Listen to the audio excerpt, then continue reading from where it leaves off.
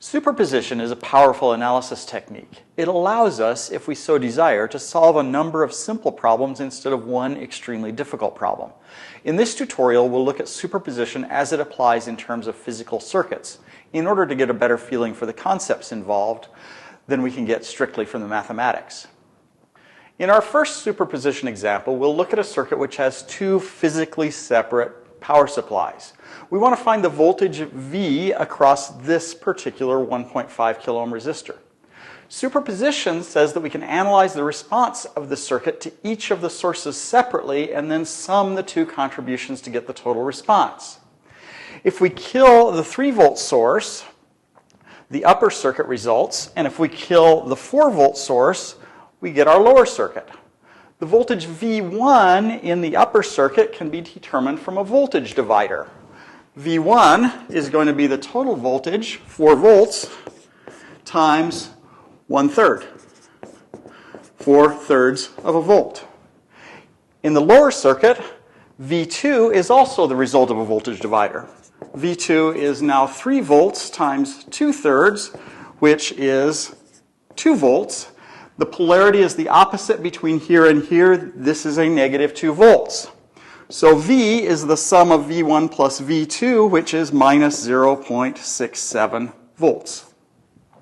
Now let's create these three circuits, measure V1, V2, and V, and reassure ourselves that the process actually works. Here's our overall circuit with both power supplies connected. Here are three 1.5 kilo ohm resistors. Ground is here. We're using channel 1 of the arbitrary waveform generator to apply 3 volts at this point. We're using channel 2 of the arbitrary waveform generator to apply 4 volts at this point. Our voltage difference is going to be measured by our DMM, with the high voltage being here where all three resistors are interconnected and the low voltage being at the positive terminal of AWG2. So we get approximately negative 2/3 of a volt, as we would expect from our analysis. To get the response of the circuit to only the 4-volt input, we disconnect the 3-volt input, replace that voltage source with a short circuit. Now the measured response corresponds to V1 on our previous slide. And the response to the 4-volt source only is about 1.33 volts, as we expect. Now, if this is our original circuit, in order to get the response to the 3-volt input here, we disconnect the 4-volt source, replace that voltage supply with a short circuit to ground. Now the response that we're measuring is due to only the 3-volt input.